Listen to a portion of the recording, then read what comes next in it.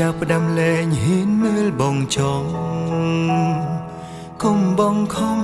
មានរឿងអ្វីនិយាយត្រង់មកអូនចាប់ផ្ដើមប្រែស្ងប់ស្ងាត់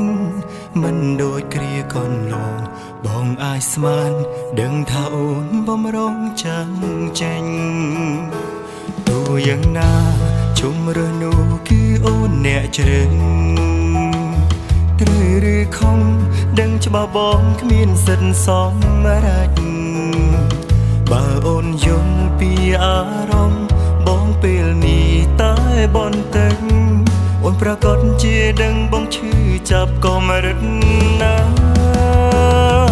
គឺបងជាបងដែលត្រូវបាត់បងរូបអូន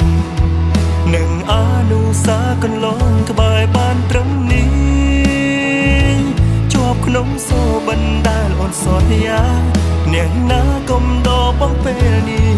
ភាពរីករាយអូនកំពុងមានគឺគ្មានរូបបង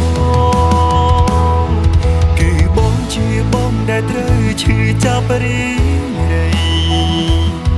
បងគ្មានឥទ្ធិពលអ្វីអាចខកខានអូនថាអូនត្រូវការសេរីភាពអូនថាចង់ធ្វើតាមបែបនោះបងបានត្រឹមប្រើពីងលងលងសម្រាប់ខ្លួ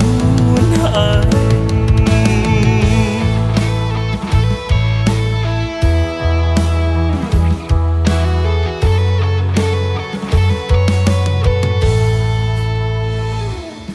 យ៉ាងណាជុំរើសនោះគឺអូនអ្នកជ្រើសត្រូវឬខំដឹងច្បាស់បងគ្មានសិទ្ធសមរេចបើអូនយល់ពីអារម្មណ៍បងពេលនេះតែបន្តិចអូនប្រកាសជាដឹងបងឈឺចាប់ក៏មរិតណាគឺបងជាបងដែលត្រូវបាត់បងរូបអូននឹងអនុសាកន្លងក្បែរបានត្រឹមនេះ